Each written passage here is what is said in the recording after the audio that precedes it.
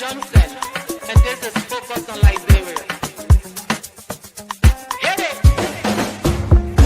From Cape Mount to Cape Palmas, mountain back to Atlantic Ocean, Obomi Hills to Pokonjre, to educate, elevate, and promote.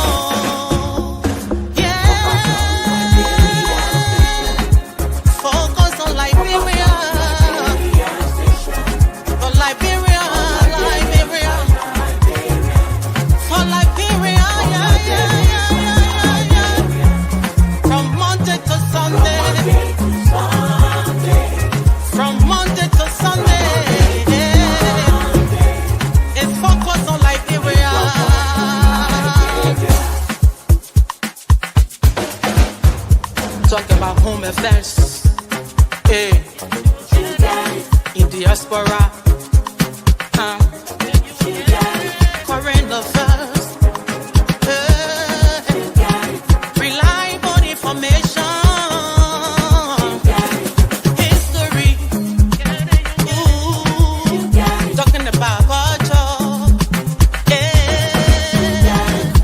politics, education, entertainment,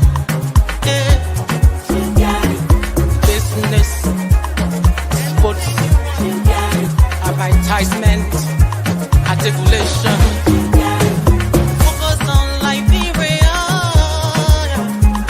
Focus on Liberia. Focus on Liberia. From Monday to Sunday. Hello, ladies and gentlemen. Welcome to Friday Night Debate on Focus on Liberia. My name is Dennis Jar, and we are broadcasting from Atlanta, Georgia. In tonight's edition, we're going to be looking at reforms in government. If we want to reform, if we are advocating for reform, what are some of the things we want to change? We want to specifically look at the three branches of government and what needs to change if we want the Liberia we all pray and hope for. So, reforms in government, executive, judicial, and legislative branches of government. To discuss this and even in the community, don't think about it, policy-wise. You can think about all kinds of ways when we talk of reform. Let me welcome Mr. George Gabla Branel, who's joining us from the motherland. Welcome, King Juice Babe. Hey, man, thank you for having me. It's always a pleasure. And I look forward to tonight's discussion. Thank you. Let me also welcome Anthony Russell. He's the co-founder of LTN. Anthony. Yes, sir. Welcome to the show. Thank you for having me on here. It's a beautiful evening, and I'm ready to talk about our country's betterment. Last and definitely not the least is my man, Stephen McGill. Welcome, Steve. Thank you, Dennis. It's a pleasure. We want to welcome all our viewers from across the globe. If you have not already done so, please hit that share button, invite someone, and let's talk reforms. Things that need to change. Before we get in government, sometimes we talk about, what are the things that we see, just around us as you walk around in Liberia, as you listen to the radio, as you talk to family members. There are certain things that don't sit well with you or that look a little bit, especially those of us who've been away. Sometimes you go there for the first time, things look so different. So let me start with George. George, you are there in Liberia.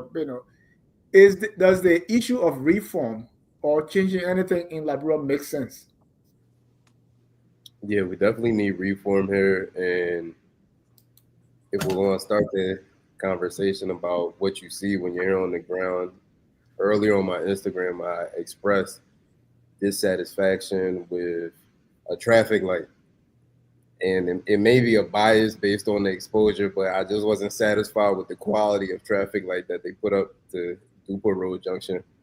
And it made me think of other projects that I've seen over here where when they post it online, they're calling out high amounts of money that they spent on the project, but you can't see it. The quality isn't there. And sometimes it makes me wonder, do the people who are implementing the project feel like the individuals that they're maybe if they're building a school for it, don't deserve the best quality school. They don't deserve a modern school. So it's odd seeing it, and then it's odd seeing people celebrate it. So then you end up questioning yourself, like, okay, am I going crazy? Am I the problem? Because others seem satisfied with this school that may not have any windows, may not have any proper desks for children to sit down at, doesn't have running water, doesn't have light. These are things that schools anywhere in the world have, and unless you go to a slum, right? But I don't think brand new structures should be lacking these amenities. So these are a few things I believe we need to change. And it's important you said that, right? Because our entire world, right, is about comparison. Because if you see something, to know whether it's good or bad, you must compare with something else that you have seen, either somewhere else, either in picture or anything else, right?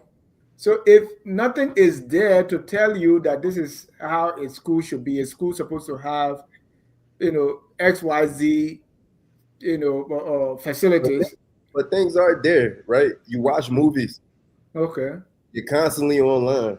You see how people in other parts of the world are living. So you have a reference to go off of and deserve that, right? So if you're watching a television show that was okay, let's say even something in Nigeria, if you're seeing proper infrastructure, or if you are into reality TV, because a lot of people here are into American culture.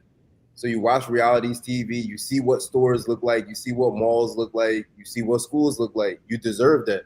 You're capable of building that. So why not do something similar? Why not try to replicate the good and not continue doing these lackluster projects where somebody can tell you a school costs 160,000, but you can't see it Yeah. when you compare it to other schools. You can't see it. Yeah, I grew up, in Liberia as well, and in my church, I look back, there was no bathroom, but it didn't bother us, right? After church, we just go on the garbage in Nuclear Town there and pee. And without washing your hands, you get on the bus or you buy your cassava along the way, you eat it, and you're okay. But Steve, let me go to you, Stephen. Before we even start the topic of reform, what are some of the things as you visit Liberia, listen to people in Liberia? What do you see that don't sit well with you? They say, this thing need fixing. Well, first of all, that's the reason why I got into politics finally, because I always used to say I don't want to be a politician. I'm not a typical politician, but I think by nature we all are somehow because it's about interest, it's about us. So when I went to the village, in my village to register for the election supporting Councillor Gonglo, I saw the Tanchi wife bedridden, with infection, being as a public health expert, looking at her hygiene and all of that. It broke me. Then I thought about all the elderly people in the village. They were just like beggars. They were like destitute. They were like people that didn't have no sense of belonging or nothing. And I kind of like cried the entire trip. I said, I'm in America here. I'm working group home in the nursing home. I'm tending people from bed sore and other this, and this is happening right under my nose in Liberia. But this is a village that President Talbot actually adopted in the early 70s. I was born 73. So I said, by the time I used to go back to the village, it was a bombing place. The culture was there, the people were there, the old man, they were weaving, they were blacksmith, they were market, and everything was effective. People were cleaning up, they would brush the place, they had government farm, they had students leaving to go on teachers' farm and all of that, and it was full in abundance. And what struck me so hard is that everybody concerned was like, just get all rest, we'll vote for you. I'm like, what? I know my mother used to leave Monrovia and come to the village to farm the farming season, and she will come back and harvest and will bring a lot of food to Monrovia. I will live on Nipple Street.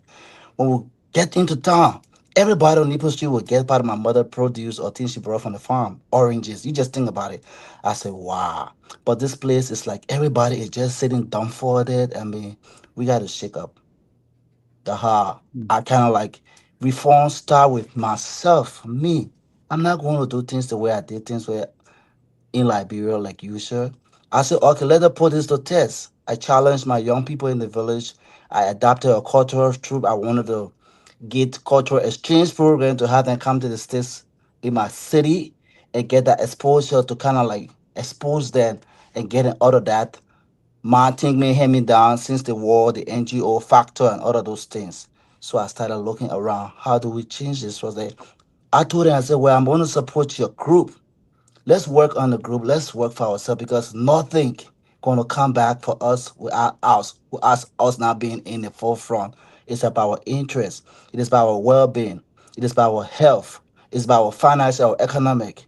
We have no reason to be in poverty or to go on the farm when we have all of these uh, um, wealth around us so much. Yeah.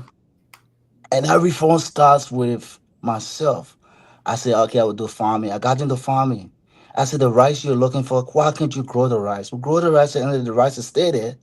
I put into test the rice harvested. We got a lot of rice, but yes, stay. I don't think they're comparing the rice we produce to the rice that come from a Firestone or the Parboil rice that come. So what is that thing that we need to change about us Liberian from the nucleus, from our DNA that is in our gene that make us resilient, that make us strong people to change that disparity within ourselves because it's a lot. I like the topic and as we dive into it, I will give other contribution.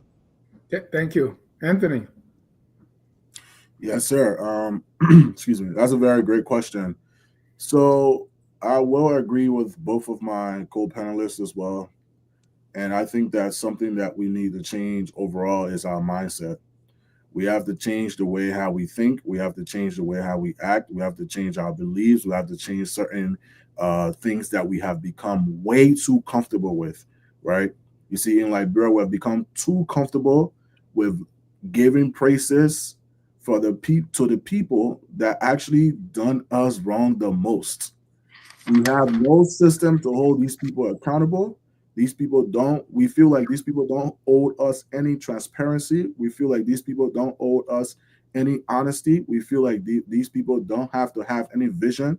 They just need to be in these positions, right? So when we change the way how we think, we change the way how our brain functions, then we will be able to have honest conversations about how we can take our country from where it is to the next level. Because it is only by our mindset. Every revolution starts up here. It doesn't start in the next person, but it starts in an individual's mind. So when we change the way how we think, we're able to better decide, to make the decision for better leadership, to be able to hold people accountable, to be able to protest against certain government officials that are not doing us right, that are not doing the right jobs. And right, like Gab said, how can we hold people accountable for $160,000 structure that said they said at school, but we don't know what $160,000 actually is. So that's why we will sit reluctant. We'll sit in hopelessness. We'll sit in helplessness, and we'll allow these people to just take advantage, and it will keep going on and on. And no one, not one of them in the position of power will get up and say, "Oh, let me say that what our people are doing is wrong." They will all go on Facebook every day and every holiday. They will post Happy Unification Day, and they'll just leave it just like that. Hmm.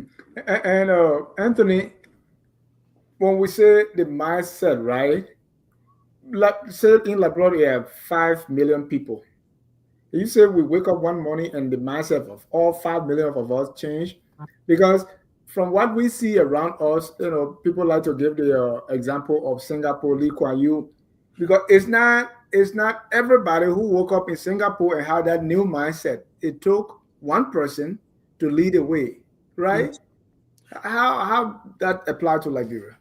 It happens it happens gradually, right? Like you and I right now, we are sitting on this platform having an honest conversation. We understand that there is something that's wrong and something needs to happen. That is the first step. The first step is realizing that something is wrong, right? And then now we can bring awareness to that issue. And not only bring the awareness, we have to practice the solution day in and day out. And we have to see solid examples as well. So if we have a leadership that is showing something different from what it is that we're talking on this platform, it is going to be very difficult for our people to think about honesty and transparency when schools are being built for $160,000. The senator who's building that school is not even posting the right details of all the materials and things like that he's supposed to post out. They will always post blank projects. They'll leave it up for the citizens to argue about the prices. We saw with Mo Ali. Mo Ali posted the water stuff in Bopolu. He left it up to Martin Colley to do the actual calculations of everything. So we need to post projects with the right, details of those projects. But like I said, it starts with the conversation, and then from the conversation, we can be able to think about ways in which we can find the solution. And the solution has to be inclusive. It doesn't have to just cater to one set of people, and that's where you start to create a whole new generation of problems as well. Thank you. I watch, how I think George kind of alluded to it, how we celebrate mediocrity. I watch. There's a program they say to paint the Ellen Johnson Sirleaf ministerial complex. They were supposed to paint it, and that was a big program to launch the painting of the building. There was another program that people were launching. They say the government town hall or government town or GTH. I couldn't watch it to really see what it is because from what it looked like, it's like there's a new way of meeting the people and telling them what government is doing or something of that sort. And there was a huge program to launch that, right? We've seen President Boakai go here and there and say, we have to launch this. Some of these projects look like hand pump. And there's a new thing that started, I don't know if it started with President Weah about this presidential projects. So the president now is doing project with Trogon Kui, and now with this new president, we have Mamaka Bility, so we have Weah project now is presidential projects. And all these things, when they happen, they are celebrated like this is out of the world. Another thing that's happened is if you are talking like what we're talking now, there are not many people interested in that, right? So the gradual change that you talk about, Anthony, that start with the mind, that little by little, people aren't interested in listening to that, right? Is we are hungry. Is what do I eat now today so that I can survive? Everything else is secondary. So where do we start from? Or Josh, Anthony, you wanted to come in first? Yeah, I was gonna say people aren't interested in that because it is designed to look that way. You see, maybe if the government had some kind of a restriction on how and what our people watch on Facebook, and they can regulate, certain access of content, right? Then we can be able to bombard them with the positive content, right? But we don't have any restrictions on our internet. It may not be restriction, right? Because we don't want to censor people, but if government can incentivize, there you go. If they can incentivize the positive. Exactly. If they can create a platform where people are watching programs and coming back to them with solutions and ideas, then that can be another way in which you can encourage your citizens. That's what the government is there for. The government is not there to go and do try and error or to go be focusing on other things. They're not cut. So it's a whole lot, but we'll get into it. We'll get into it. George, what do you think? What do we start from? Is it slipping from our hands that, because I give you the example. I say if Prophet Key and I will go in Moreover to have an election, I don't think I can get even half of his voters. Well, me and Russ were having this conversation the other night about the it factor, right? There's some people you come across in life where they just have this natural essence about them where you just look up to them. You just want to be like them. We're a bit younger, so I can use the word. They have this flyness, this aura behind them where when you see them doing anything, it's godly. I hate to use that term, but it's godly. And I feel like we need leaders who can embody that. We need leaders who people actually look up to. Just simplest things they do, right? When Obama came into office in the U.S., The younger kids were blown away. This guy's playing basketball. He looks great. He dresses nice. He speaks well. They had someone to look up to. So when he came out with the message of hope, it was something that they subscribed to. But everything he did in between that was just worth following. And I feel like that's one missing element in leadership here in Liberia. Two, I know I say the same thing over and over again, or I feel like I'm saying the same thing over and over again. But when it comes to reform, we need to actually start bringing in the proper people to help us facilitate audits, especially when it comes to concessions, right? I didn't get the time to do it today, but I wanted to speak about, I didn't get the time to research it to see how it's happening here in Liberia. Let me say that. But I wanted to get into transfer costs, right? So a multinational company can come into a small republic like this and they'll have a subsidiary here, smaller company underneath the umbrella company, for those who don't understand. And the subsidiary can extract all these raw materials, all these resources, right? And the way how we as citizens interpret it will say, oh, yeah, iron ore is going for this on the global market. Gold is going for this on the global market. But in reality, what happens with the subsidiary is they sell the raw resource to the parent company at a loss, right? So if you don't have proper audits put in place where you have people coming from outside Liberia who can be compromised, these are things that you can't get a hold on, because if the subsidiary is selling iron ore at a loss to its parent company, that same parent company now is cheating the whole country on taxes.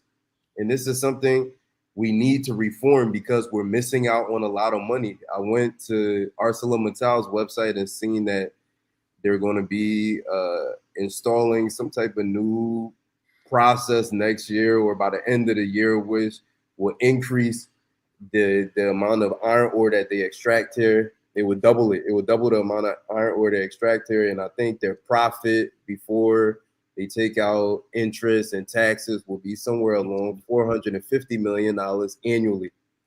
So with our tax system here and the royalties we receive, we're supposed to get somewhere around 100-something million in tax revenue from these guys. But if these guys are operating operating and doing transfer costs, we won't see that amount of money. And when we had to think about when you sent us the message about reforms earlier, I was thinking, I said, wow, what if the 5 largest concessions in Liberia were all audited, just so we can actually get the proper amount of taxes out of these entities? Like, what would our tax revenue look like? What would it allow us to do? Would it allow us to shift our nation into one that can actually incentivize people to come here and do business? Like, if you were taxing these 5 giants, would it allow you to turn to the diaspora or even reach out to Black Americans now who see themselves as Pan-Africans and say, hey, you're a middle-class entrepreneur, but we have this opportunity where if you come out here now, we can grant you land, or we can give you a tax holiday. Maybe you don't have to pay any income tax or corporate tax, for 5 to 10 years.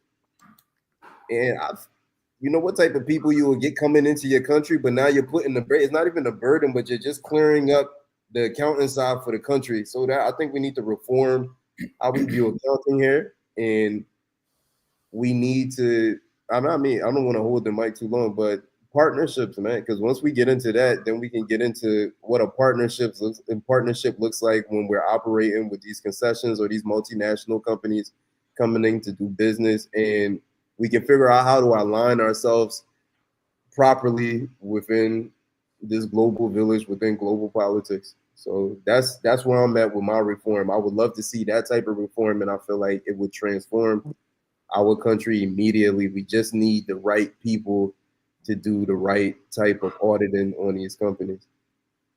Right. And Stephen. Okay, for me, I think For better reform, holistically, it starts with the power dynamics. And the power dynamics that we talk about comes with the three branches of government, that which is the executive branch, the legislature is comprised of the both upper house and the lower house, the Senate and the representative, and also that of the judiciary, the rule of law. So, for example, that's where the executive order, the president office, does the president know what his power is or the power he has? Does the president know what he brings to the table in terms of the litigating issues to promote that change that we want to see? Because we voted for the president, we all giving our power. Say that we trust you, we all putting our power in a basket and gave it to you to lead us, to make us better people, to do the things we need to do. And then also that's go to the next branch of government that is so powerful, the house, the both houses. We got the pro tem, we got the speaker. Those are people in line of power. Then we'll come to the judiciary. Do we see the dynamics of the interplay? The court said this, the president said no. So there's a great divide. There's a dishonesty. There's a mixture of not playing your role according to your rules. We got rules and responsibility. Everybody has. So we need that check and balance within the power dynamics to have our total reform. So picking back on George's point and then Anthony's point about the concession deeds, trust me, if I was there as a bottleneck or a whistleblower, we won't be passing those concession deeds without the country benefiting. First of all, we should know how many persons going to benefit from that project. We should also put into it liberalization policy, whereas you have to employ half of the people in Liberia, create a job opportunity for them, and also make everything Liberia, making Liberia. Why is it that we got iron or we even got cutlasses in Liberia? I mean, it's just dumbfounded. I go to Burundi, I go to Southern Africa, other places where people using local materials. It's all been there. It's like, okay, you're not going to take all our stuff, expect me to come and take all the tons and tons. Buchanan is still left. People in Buchanan don't even have iron foundry. They don't even have Firestone has been there forever and ever and ever. But look at Okram, Ohio. Look at the money they're giving up to Princeton University, those royalties, those things. Why is it for us? So my thing, reforming will be going back to the drawing board and say include every Liberian citizen in the budget because of cost analysis, how much it would take for you to be a person in the budget because it's all about the individual fighting for their individual to get into a class of the whole class can then stand attitude or behavior and forgetting about the masses. Because if you're able to put food on the table for the masses and do the right things, trust me, education also will follow in suit. Thank you. Let me welcome Leo Lakbele Nupulu Johnson. More, welcome. Thank you, Damora. Cool, mind you. Down you.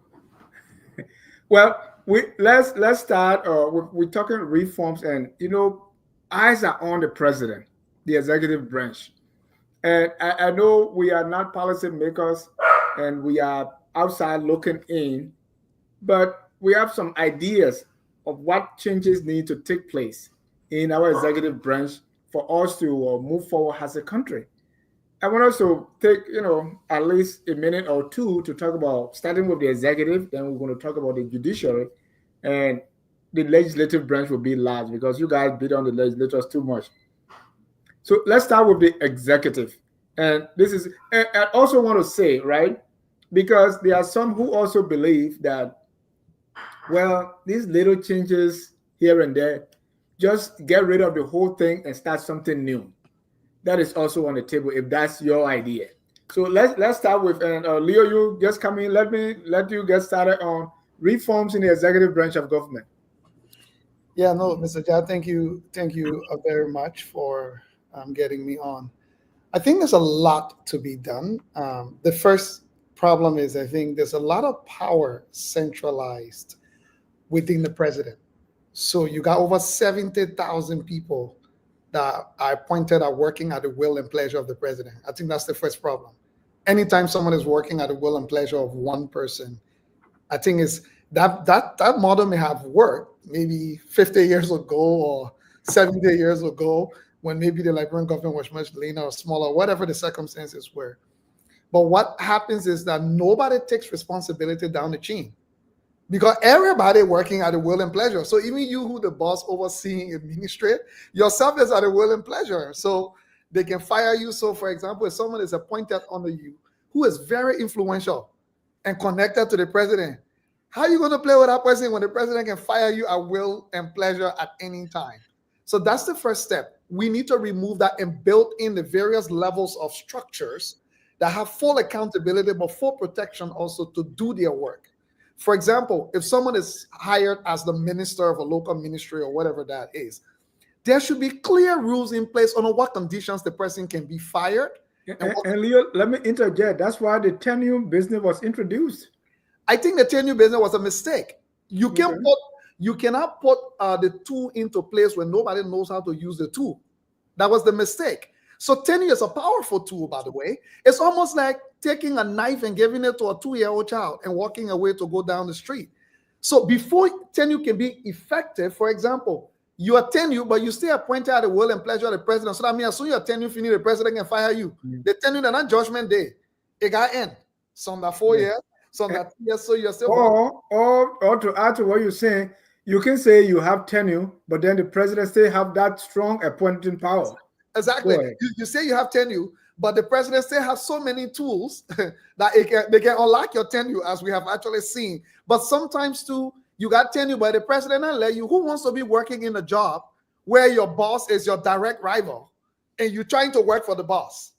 Because whether you are tenure or not, you're trying to work for the government. So the president is the president. If you and the president, the only thing that protecting you, that tenure, that the president can fire you, then you're in trouble. So for me, you have to create the structures of management.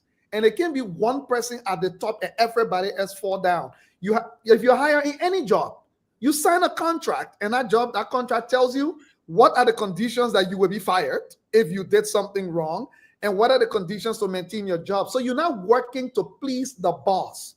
You are working to fulfill the requirements of your role, or else you shall be fired, not because the boss doesn't like you, but because you failed to do your job. Unfortunately, the Liberian government has grown so big, there is no responsibility of accountability at any level of leadership, only in the president's office. So as a result, nothing works because everybody full-time job has to be only to please the president. Once you please the president, your job is secure. The moment you cross that line, you lost your job. Thank you. McGill. Wait, now, Scott, you don't like McGill name? No, it's When good. Nathaniel McGill was in power, you were all laughing here. No, it's good, but Okay, Stephen, let's talk about the executive. And, I know there's so much to talk about, but if you can just pick one, what reform needed in the executive? So that whole appointment thing with the president appointing people, I think it's almost like, yes, you're working at the will and pleasure of the president, but you can't do things outside there. So you're bound to do what the president says. It should probably be a check and balance in terms of that contract you owe to the Liberian people, and then just not the president. I mean, because once you cool with the president, or you from the president inner cycle, like what's happening right now, you see majority of the people from Lofa County, and the last regime, it was people from the southeastern county. So it Okay, hasn't let changed. me push back on that, because the system that is built in that is we have the legislative branch that actually supposed to confirm these people or reject them, or if I used to record them, cite them for hearing, and do all kinds of things. Those tools are there. I agree, but at the end of the day, corruption still compromise the tools. Because at the end of the day, well, who says so? Who says so often the same church? Trust me. If I Yeah. know the person who's coming to be confirmed from my church in S, Y, and Z, I would lobby with the other people to what they call even get So tech, then is the get issue still the appointing power of the president, or yes. people are not doing what they're supposed to do? I think it's both. It's the both. Because the president in the morning can come out and say, "Oh, you're fired." Say, for example, okay, let's agree the president would do, and look at what Toba did. I know they said time in the morning, Toba will show up at the office like 6 a.m. in the morning and wait for his minister. And if that minister doesn't show or come to work, he's gone. Let him show that. Let him show that public seriousness in terms of, okay, I'm the president theory body, or I'm the family member. When it comes to order that, and compromise the whole thing and water down the system. We talk about system. If the systems are built in place, we look out here, for example, in America, that salary, that money they give to the president, so the president only going in to get that money, the executive branch of the government, all of that, it should be cut down. Let go down to reduction, cutting down that pay, because it's just too much. Talk less about that of the different key players. So the president budget alone, all the ministers, the salaries and all of that, the benefit, it's just too much versus that of which the masses are getting. Yeah, thank It you. doesn't add on. Thank you. Anthony, let's look at reforms in the executive. Um, We already talked about the appointment power. We talked about the big fat salaries and check. I call them ungodly salary. We took a week or so, or even a month to discuss. It's like legalized corruption. mhm. It- So so what I, else? I want the Liberian people to understand at this moment, the Republic of Liberia, we are running a one-man government. And a prime example was what happened a few days ago before Unification Day arrived. You see, with the now new look of the House of Representatives, right? We saw how the president acted when he knew that someone wasn't in his favor, in his mind, in his thinking. He thought that this was someone that he couldn't work with because when the election concurred, he had a retreat in Lofa County and he excluded Fonati Kofa. So fast forward to today, he's now in favor of this newly elected person, right? This house. So what that tells me is that there's too much central power within that just one man. When you look at the appointments made at NEC, you look at the appointments made at the LACC, you look at the appointment made at Central Bank, you look at the appointment made at all these ministries. What does that tell you? It tells you that everything is going to flow in his power, in his will and his power. Like my two co-panelists that came before me has stated, that he has literally every power. That if you don't want to side with him, you are removed. And we have seen people complain about, saying that, oh, I'm being fired because of this. And we have seen people in cases of corruption that have not been fired. So, like, what is to do? That just shows that there's too much power. So, what we have to do is we have to limit his power. We have to institute commissions. We have to institute agencies that are going to be doing these hirings and actually not be looking forward to the House of Legislature, because that's another body that's also, if they don't agree, if you're not in line with the president, he also has the power to remove you, right? So all these things, we have to limit that person's power so that they can be able to serve the country for the betterment of our people. If we are unable to do these things, then it just flows in everything that he does. He's able to run a one-man democracy, and that is not the country that Liberia should be. So I would want for them to go back to some of these laws and look at it and and analyze it and say, okay, maybe power is flowing this way too much, and we have to create institutions, we have to create commissions so that we can separate your power. That's what needs to happen. That separation of power needs to be very clear. And if he at any time crosses that, then impeachment should be the topic. Yeah, and you talk about NEC, like if the person who's supposed to hold the election that will bring you to power or put you out of power, you are the person appointing that person. The LACC, that's supposed to be the watchdog when it comes to corruption. You have the power to appoint or remove that person. Yes. Okay. You have the GAC. You have the central bank. You have the Ministry of Finance. So all these are, even the integrity institution, you are appointing them. Mm-hmm. Chief justices. Chief justices. Associate justices, the chief justice. So the solicitor, the solicitor general. Right. Yes. So, but that's what the democracy we are following, that what it says, right? So are you saying we should deviate? No, not necessarily, Mr. Jah. Even the democracy we are following, I think what people miss is that these democracies we are following, yes, the appointment powers are there, but you will see that the checks and balance of a contract and the role of these people to uphold the Constitution is still clearly elevated. What's missing in ours is eliminated. There's nowhere else that they have any other, nowhere in the United States you will see any government official works at the will and pleasure. But that's what's happening now, because it appears to me that previous presidents, they were responsible. So the government, the Constitution or the structure did not anticipate someone like the one we have now. Let me give you an example. The Federal Reserve Chair challenged Trump. Trump asked him to do something, even though the president appoints the Fed's chair. Right. And the Fed's chair said he would not reduce interest rate. He would keep it high. Trump threatened to remove it. He dared Trump to remove him, and Trump backed down.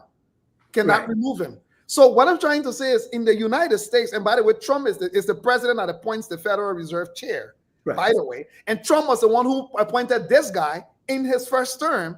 But because the Federal Reserve Chair disagreed with President Trump threatened to fire him. So that takes a man like him, somebody else wouldn't have done the same thing. No, but what protects him, though, is the rule in place that Trump cannot just remove the Fed chair. Other people have been cowards to just accept Trump. But the difference here is there is something to protect him.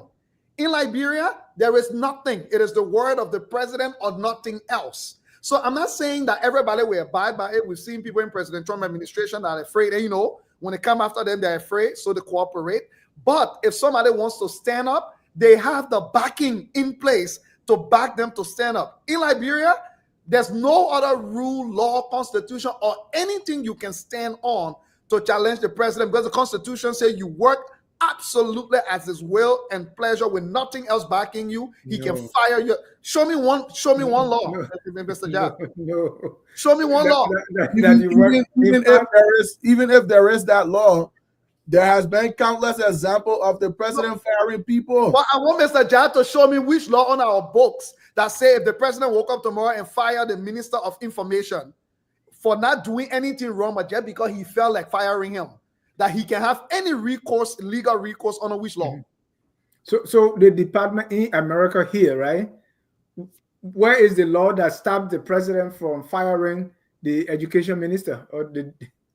Number one, for the president to fire the minister of education, what they do is you must ask that minister to resign. You should try to put pressure. If not to fire, then you must show cause. So where is that law? But let us not debate that. Let me go to Brown. But Mr. Jack, let me just finish though. If there was not a law in terms of employee protection, because in the United States, every American is legally entitled to their means and way of life. So to employ somebody as a government official and just fire them for no reason, for no cause, that's not possible in the United States. You can always find cause, like Trump when he fired the mass firing that was done. Except that case in court now, the court is ordering that those people. So there is remedy. That's what I'm saying to you. I'm not saying that same remedy is in Liberia, except that when they go to court, the judge or whoever, whatever happens. Because even a judge cannot disagree with the president, but in America, we have seen it. Judges are able to use the rule of law to disagree with the president. So to actually do that, you need to take away some of that power from the president, the absolute power of being able to appoint 70,000 people with no vetting. No vetting. They don't have to qualify. They don't have to meet anything. The president let you. The president appoint you. Oh, George, executive, what are some of the reforms? I agree with everything Mr. Johnson just said, especially. No, don't agree, Mr. Johnson. I have to. There's no law. There's no law protecting ministers from being fired by the president. That's a fact. And you know what's crazy? I don't think any of us on this panel know 100 qualified people, let alone being able to appoint hundreds of qualified people. It doesn't even make sense. So we need to. A reform would be to move away from that system. It doesn't benefit Liberia at all. Yeah. So I George, can't say anything. He said everything already. I can't. I agree with everything he but just George, said. to your point, the president appoints the minister, the deputy minister, the assistant minister, the secretary, the controller, the manager, the general manager, the assistant manager, the secretary, the watchman, the policeman, the security man. The president appoints everybody. And look, and to your point, right?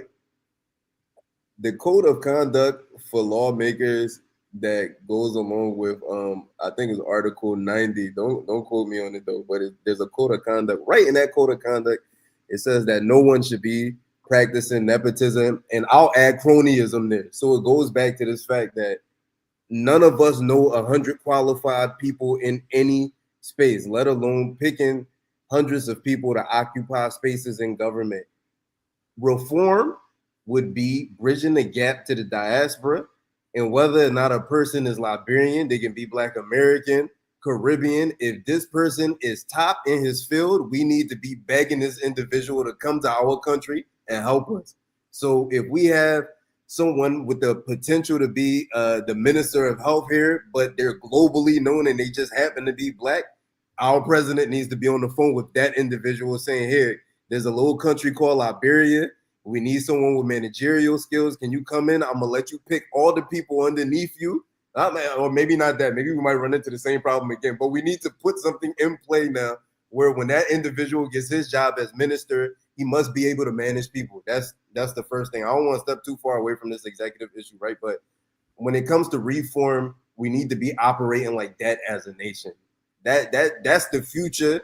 That's how I can envision a future for Liberia if we behave in that way. If the president jumps up there and says, yeah, like, you don't have to be Liberian. You don't have to be somebody I went to school with. You don't have to be somebody I work with. You don't have to be a cousin of my cousin. You don't have to call me uncle. I don't have to know you from a can of paint. But so long you're qualified, I'm begging you, please come occupy this space for me and help me push my agenda forward. Right. Dennis, before go ahead. Good point there, as you already said. So, for example, the government knows everybody in Liberia. They know everybody that have benefited from the Liberian government in terms of scholarship.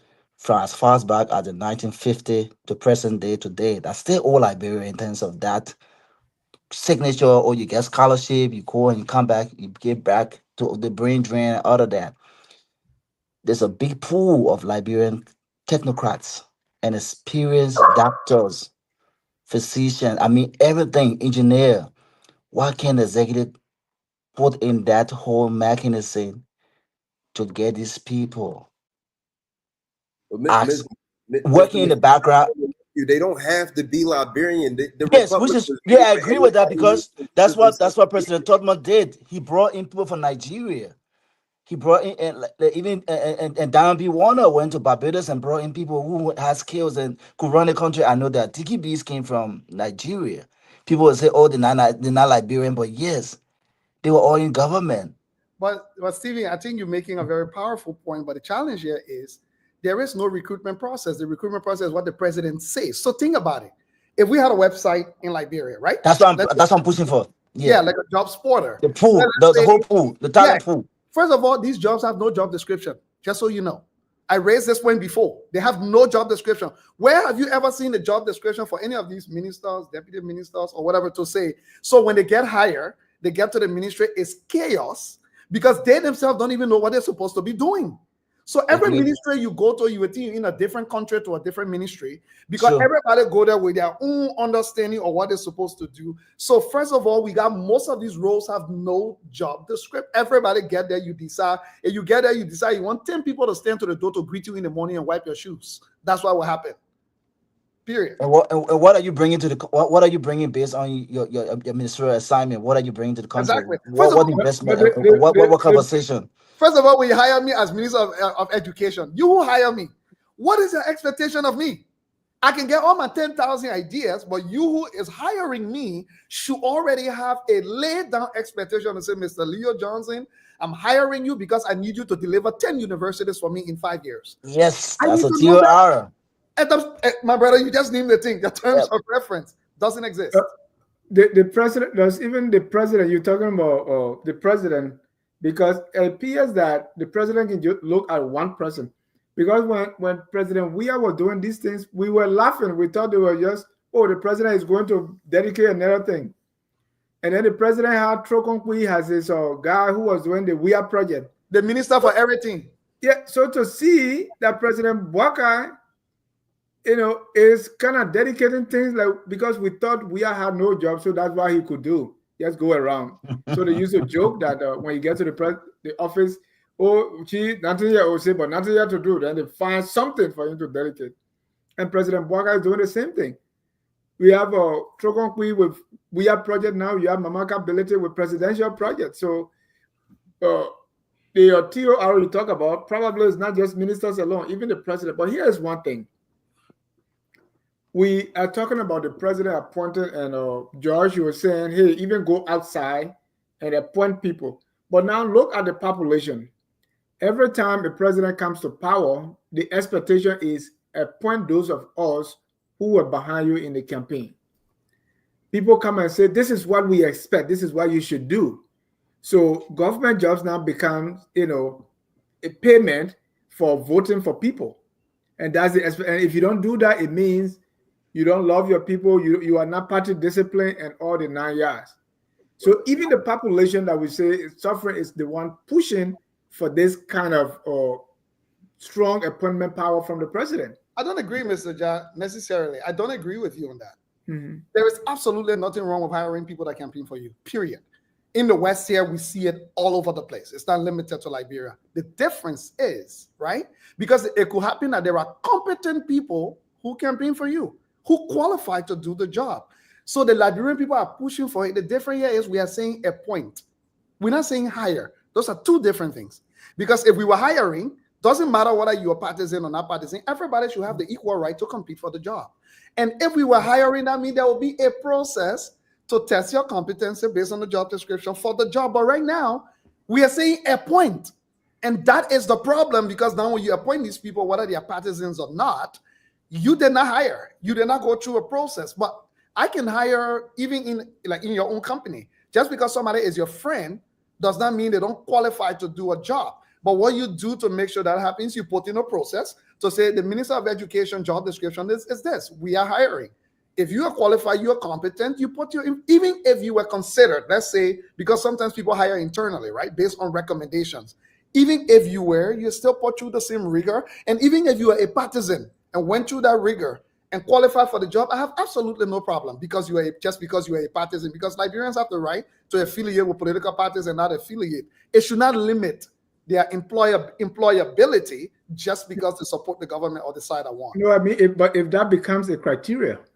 Yeah, if that becomes a criteria, but that's not what the Liberian people are pushing for. The Liberian people are only saying, I campaign for you.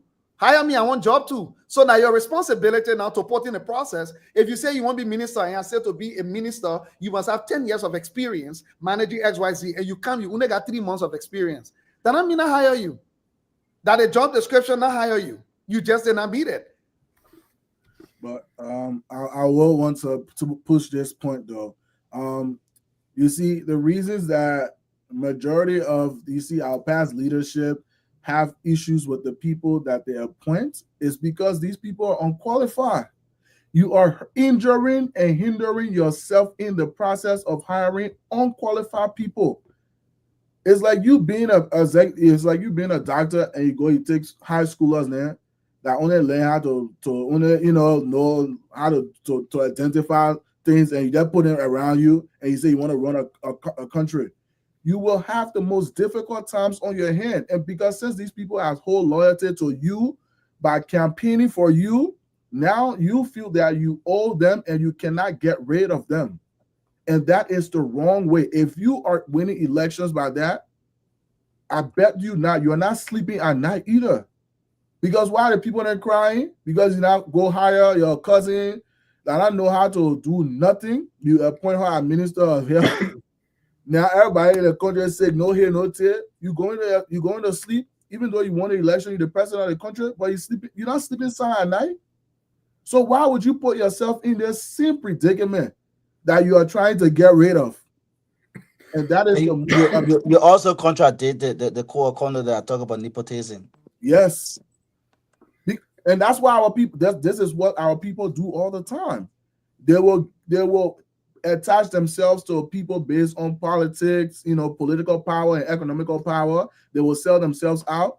And then when they get into power, they say, oh, I want to push my agenda, but my agenda not pushing. Because what? The people that are rallying up will not help you to push it.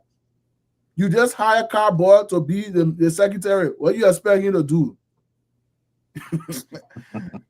Yaka. All right. Let's look at it this way too, because there are factors responsible, can I right? cite just for the first for the credibility of your platform? I just want to cite some of the laws. I just want to cite it so people know.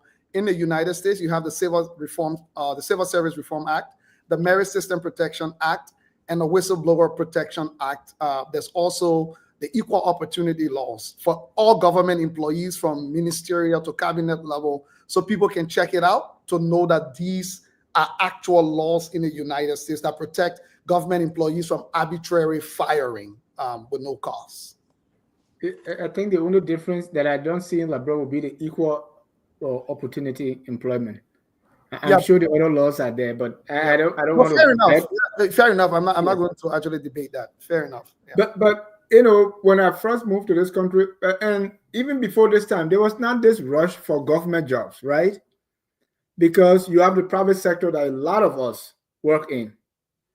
So, but when it comes to Liberia, it puts pressure on us because everybody wants to get in government because there are no other opportunities, right? So come to the fact, so it boils down to the economy because there are no other jobs available. If jobs are available, these are multinational concessions that almost people are working as if they are slaves. The working conditions are so bad, right? So don't we see also that because there are no opportunities outside of government, so the president or the government, the executive is under pressure to absorb people, even if they are not qualified. The government is the reason why there's no opportunities in the private sector. So why keep repeating the same thing over and over again, expecting new results? Like, we don't have an economy here based off the same government, based off the same unqualified individuals partaking in government. So we need to, it's a showing reform, but yeah, this is something that we definitely need to change. Now, I also wanted to add, it feels more like a monarchy than a democracy here on ground. Even when you go into private companies or stores, you see your leader's photo everywhere. It's not normal. I don't know. I'm younger than you guys. So I don't know if it was like that back in the day. And if it was, okay, I understand the culture of it, but it's not something that we need to be doing here 2025. As soon as someone new comes in the office, the first thing they're sending out photos for you to replace the old person's photo with the new individual in the shop. So it's just like this loyalty of a king almost. And some of these things boil down to what we say, the power the president has. So somebody takes that as their job, just to make sure. A friend of mine went, I think it was the finance ministry or the foreign ministry, where there's someone who is seated at the front of the elevator, and the job there is to tell you, oh, somebody there. It's that we don't have even ideas to create jobs that we do all kinds of things. But let's move a little bit to the judicial branch of government. Dennis, before you move, can I just provide information on this? One of the reasons why no private sector really exists in Liberia is the income tax rate. One of the reasons why most people are doing business under the table and the tax hole is leaking in Liberia, the tax rate can range anywhere from 15% straight up to 23%. So if you're an employer and you tell someone, say their salary is $800 and a month, they're probably taking home $650 or so. So that is ridiculous for even the most developed countries in the world. So as a result, there is zero incentive for anybody going to work legally where they will be collecting $800, but they take home a little over $600 every month. So as a result, the entire private sector in Liberia is in the informal sector. Nobody reporting. I don't agree when people say there is no private sector in Liberia. There is private sector in Liberia. It's just underground. Because who's going to come? And then LRA requires you, right, as a business owner, that if you go to pay for service, and to a contractor, how you go pay for something here, and the contractor charge you the tax and pay their taxes to the government, LRA requires you to take out the money from the person money. You get to hold it from all service providers, and then you got to be the one to take it to LRA. That system is the reason why the private sector in Liberia is huge, in my opinion, but it's underground. Nobody's going up. Informal. In the informal sector, only maybe 10 to 15% of the people who got maybe massive operations, even the people with massive operation, only bring some of the official transaction on the record. A lot of the transaction is off the record. Of course, you got real estate. Gurus. I don't think they even pay half of their taxes or even bring the property forward to pay taxes. They're on the ground. You're muted, Mr. Jai. You're muted, Mr. Jai. I invited some lawyers so we can talk about the reform in the judicial system, because one of the things that I see is now the executive has the power to appoint, the legislative branch has the power to set.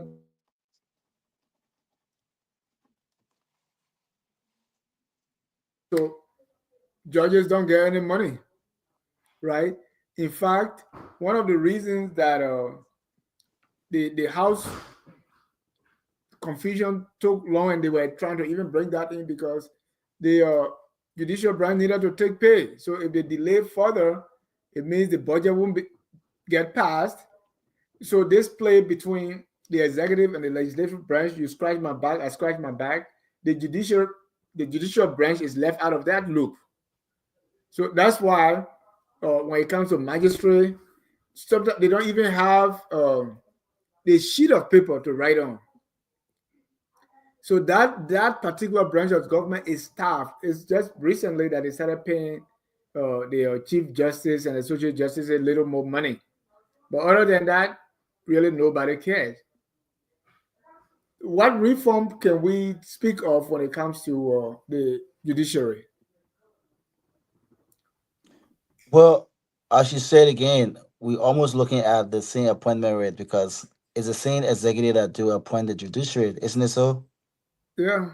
So can there be a process where those in the judiciary will be vetted out and then just been And appointed? before then, they wanted the way they some of these things became an unspoken rule, right?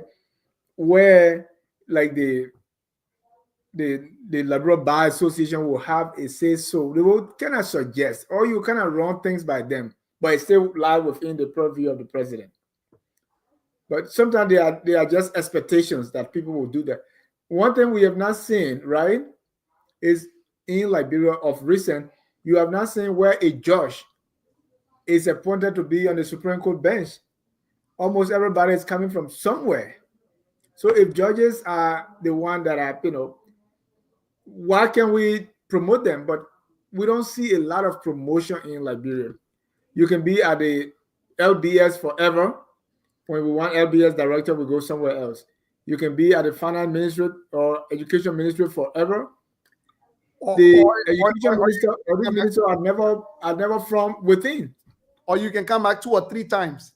The more you go, they bring you back. The more you go, they bring you back. But Mr. Jha, an important point I like to stress with the Liberian judicial system, I think it has been overlooked by a lot of people, is that Liberia operates a dual judicial system. And I learned when I was in Geneva for 1 month, training in the UN systems for human rights, looking at legal structures. Liberia has customary and statutory judicial system. It's interesting how it's just been ignored. So we've paid so much attention to the statutory judicial system, which is modeled after the Western judicial system, and we've ignored the customary judicial system, even though the Constitution says it's dual judicial system. So what has happened, for example, and what needs to happen, in my opinion, Mr. Jha, is that there has to be a harmonization of customary and statutory law. Ask yourself, when you leave Monrovia, more than half of the country, you don't even see policemen fight about police people. It is actually customary law that's keeping the peace. In these villages, in these towns, in these places, there are no courts. The only remedy people have is customary law, which are administered by chiefs, elders, superintendents. You go ahead and name it. So if you can harmonize that, you are in a perpetual crisis, number one. So what you need to do is develop a clear framework for integration of the two of the coexistence of the two systems. What are the boundaries? And, where do they intersect? Invest in developing a customary system, because the neglect in investing in it has left it way behind. Where today, when we look at it, Lola is archaic, it's unnecessary. People should, but because we have not invested in improving it to get it up to standard and reforming it, it's behind. How many people go to law school at Louis Arthur Graham School of Law and learn both customary and statutory law? We are only teaching the statutory component of our law. And also, Mr. Jai, you need to ensure that the customary rulings do not violate constitutional rights or international law, right? Codify elements of your customary law. What are the codes of these customary laws? Because under customary law is supposed to come from the town chief to the clan chief to the superintendent and then to the minister of internal affairs. In that system, the minister of internal affairs is supposed to be like the Supreme Court of the customary system. So you can seek redress through the system till you get there. I think we can tinker with all the other little reforms and stuff if we do not address this fundamental problem where customary law is serving more than 50% of your entire country, but you've ignored it. So when something happens, you rush police people in the middle of it, like we saw in Bapolu, where they had to put a country devil outside and the country devil sees the ballot box. And people were angry, and I was joking. I told someone the country devil has a jurisdiction under customary law because you have refused to develop it. So people are taking it in their hands, and we see the customary people clashing with the statutory people when something happens in the small village. Until we address that, I think any type of cosmetic reform will only be short term and will not get to the core of the matter. True. Hey, Mr. Johnson, I want to ask you a question. Is it even possible to reform that, given the fact that, let's say, it's possible that you can have two villages next to one another. Both of them have completely different laws. Like the village that I live in, once blood touches the ground, you have an issue. They're either going to kick you out of the area or you have to pay a lot of money. The village next to it, you're allowed to fight. So if all these different villages have different laws, is it even possible to integrate the two without problems? I actually think so. That's where the codifying comes in, right? That's why anything that has kept more than 50% of your country at peace for so many decades.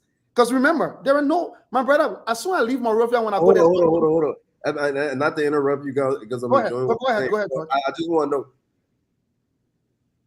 was it able to keep things at peace because there wasn't integration? Because when you're talking about codifying, I'm just trying to imagine if the people in that area will even understand what you're bringing to the table. Like, you understand? Like. Is it? That's why I'm asking. Is it possible? Because is it possible, and is it really necessary, or do we need to get on board with what they already have going on, and then at the very top level of it, try to implicate some type of change? Yeah, or impose some type of change? I think that's all boiled down to power and control, because there where you look at the dynamics of what happened before the civil laws or all of that. So it's almost like a village raised a village. Community back in the days when I went to school, the teacher flogged me from the school to my house. And if I create a problem on Nipo Street Copper Farm today, all the old man there would bring me to one breadfruit tree under there and whip me up good. The police was the last place to even go to. So it's like they resolve everything within the community. There's a community bar, and you can even see the system within the police there that say community policing. Okay, if it's integrated on major. I want to get to your question. I want to get to your core question that you asked. And there are examples, by the way. So we're not unique. Number one, I will use Liberia. When the Truth and Reconciliation process was being crafted, right? The prosecutory side was one side of it. What really led to ordinary people coming to participate in the process was the Palava Hut model, which is a traditional judicial form in our villages where the chief or whoever is in charge summons our people. But let me go to Rwanda. the gachacha system.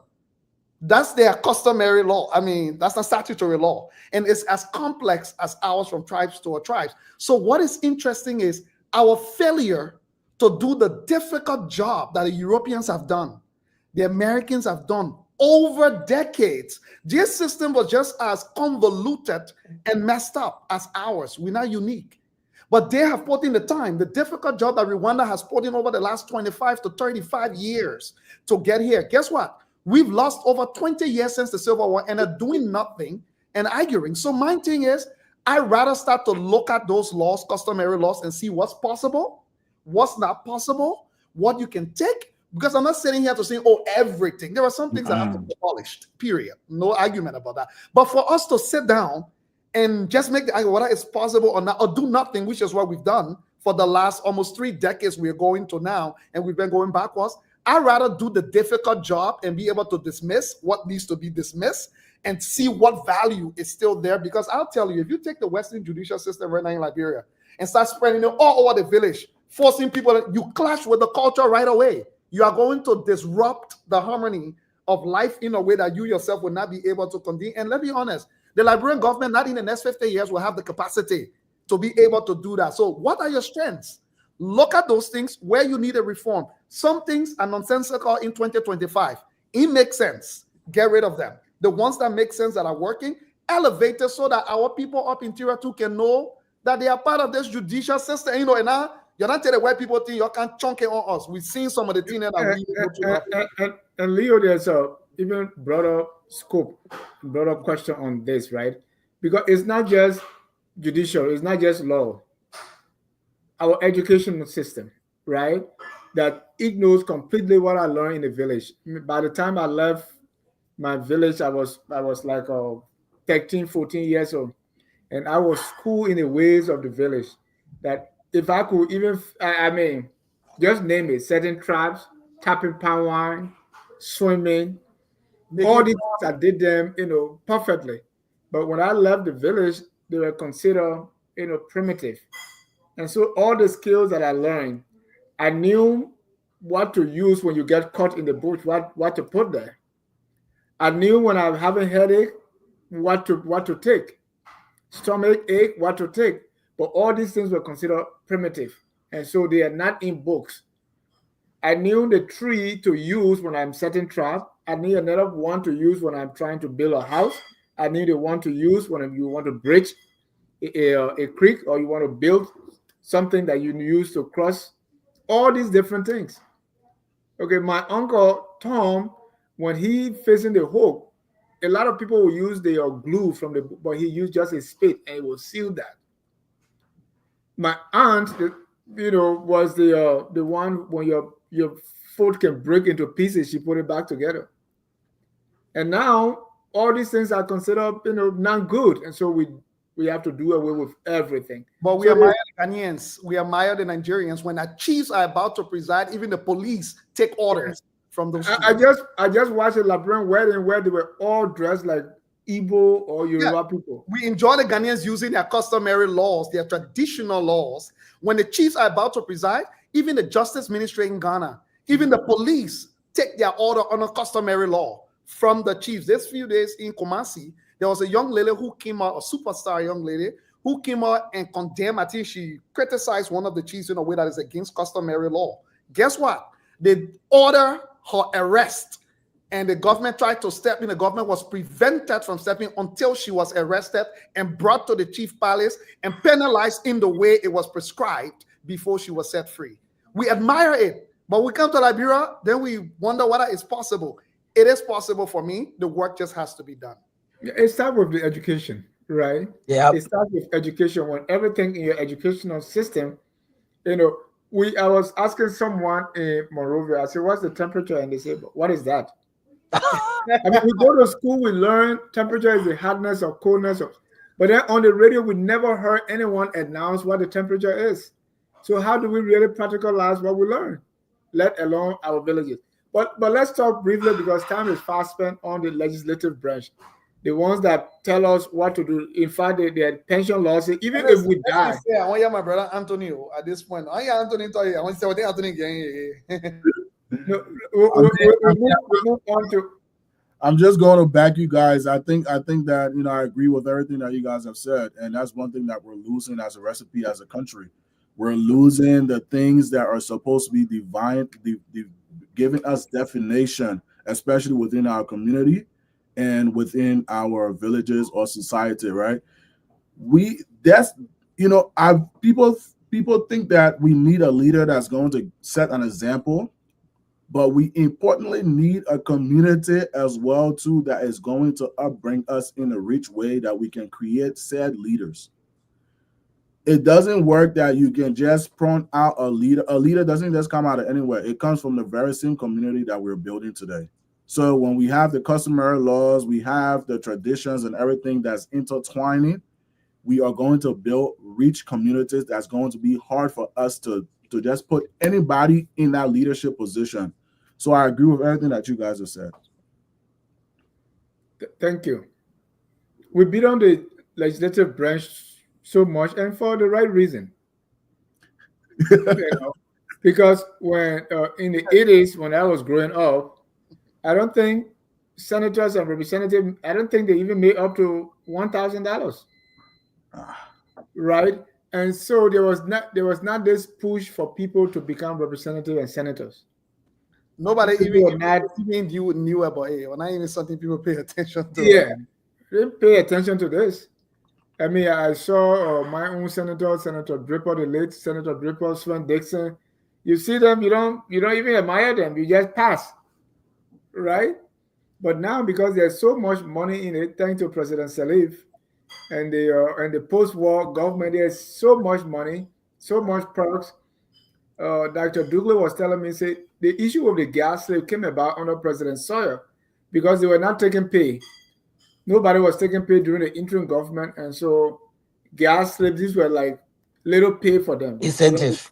They Incentives. It continue was it was to, it was it was during the relief era. You are not paying people during the relief time of Liberia. so you give rice, Yeah. you give, and now we are stuck with that. What reform do we need in our legislative branch? Uh, and I think they said the speaker office alone is employed like 150 persons. Yeah. I think we need to cut down the salary one, and then also cut down the timing. So if pension is good for the legislators and the senators, it's also good for the old men who work on the plantation or work in the government as a janitor. And the year should be reduced likewise too. Can we do comparative analysis in terms of what's happening around the world or what's happening with our neighbor around, or look at the American model? I don't think the American representative and senator makes as much as our people do in Liberia. And I think that have come to a point where that is the easier class system being built in terms of the middle class. Because everyone who goes there and able to maneuver the way or work on it become a middle class in Liberia. And that's the middle class branch and leeway to go by combat by means to promise everybody, oh, I'm not responsible for building beach and doing this and doing that. I think it's come back to the educational system because we're not doing civic education like we used to do back in school. Don't know the rules and responsibility in terms of accountability and transparency. I should block the role of my sitting representative who comes to his house when he SUV doesn't have road and wastewater on me, or just go back and then closest gate, security is maximum, and security is not being provided. But even the police are in the community. I live in Zubata. I noticed the lot of people of the representative live in my community. That area was far not different from the people who voted in. But they got light, they got water, they got everything. How they sharing? That's that portion of what it gave back to the community in terms of what is accountable. Then we need to start holding them accountable. Mm. And I think my solution to the problem was like, let's do scorecard. Let's scorecard our people. Let it have performance, and let us say if you're not able to do it in our community, we can come look at it and have you impeach or change somebody to somebody who can do better than you. Thank Mm. you. Thank you. So we talk about the salaries. the term limits, reduce the number of, I mean, somebody is in office for 9 years. So if you go for 2 terms, You knock out. that's a But that's how many generations. your entire child's education right there on that money, on that pay. Right. But Mr. Jai, it's interesting. For me, I always like to try and go, and I agree with Stephen on the issue of astronomical salaries with no justification for it. My thing with high salaries, I'm never a person against high salaries, period. Let me put it that way. However, salaries are things that are tied to performance metrics. Salaries are not arbitrary. There's nothing wrong with someone being paid very well if it is tied to performance metrics. Because in fact, in the competitive world, people will pay you big dollars for performance metrics. If you can deliver, you can negotiate your salary literally as to what you want to be paid. Now, the public sector is a bit different. But for me, some of the principles still apply. I'll give you an example. I work in a company, right? If I raise $22 million every year, 22 million in direct revenue income to that company, and I tell that company I don't want to be paid less than $200,000. Trust me, the company will negotiate paying me well, because when they look at the cost benefit analysis of what I bring in, they are happy to justify why they will pay me that. But the fundamental issue, Mr. Jada, we are missing, I think, is we are asking people to give something they don't have. They don't have. The challenge with democracy is anybody can get elected, period. That's just the way. And then Liberia is even much more complicated when there are no expectations or standards. And Leo, and that's what we think, right? Because we take a system and impose it on ourselves as is. Someone was telling me we all complain of the way people are insulting, right? And we say, well, insult. We have African values. We talk of African values only when it comes to gay and lesbian. But we all know our African value does not allow us to stand in the street and insult people, especially women and older people, right? So if we know that this is wrong, this is not who we are, why don't we legislate it? Yeah. So we say, it's free speech because that's what it is somewhere else. Yeah. So we have to customize our democracy. There's nothing wrong with that. Go ahead. I think you're right, 100%. I do not disagree. But even when you contextualize it, even in the United States, we've seen dumb people get elected in Congress. I'm just saying you're right. I don't disagree, but there are still the flaws, of democracy as it exists. That somebody can become very popular because they're dumb, and then they get elected. But to your point, Mr. Ja, I will give you an example. I live in Canada, right? Canada, nobody calls Canada a monarchy. Canada is a constitutional monarchy. The head of government in Canada is the King of England. To the point where the king got power, the king can suspend, they call it proroguing, can suspend parliament. The king can get vexed and decide he not let the decision that they come in, he want it. He can suspend all the elected members of parliament, send them home until the government decide what they want to do before he brings them back. The King of England is the head of the government in Canada. The prime minister must go to the King of England for approval over the members of parliament before things are done. You can vote for the prime minister in Canada. The party that wins the high. So I'm just talking about, but people call Canada a democracy, right? Imagine if Liberia Joma and say we appoint one queen mother. That queen mother will be the overarching decision maker that can suspend the legislature and send them home. It will be chaos. But I think the main point here for me that is troubling with the legislature is that you need to institute an onboarding process for the legislature. What that means is after an election, right, when all the people get elected in the various districts or whatever they don't have control over, here in Canada, there's a 6 months robust training of an onboarding process. What does it mean to be a legislator? Because there's no school, there's no degree to go and learn it, period. There's no degree you can take to be a legislator. You can take related studies. So that 6 months, first of all, allows them to understand the procedures of parliamentary procedures. How does the parliament operate? How to write bills, how to pass law, how to conduct yourself. What are the rules of the house? So you got people elected that don't even know their own rules until trouble comes.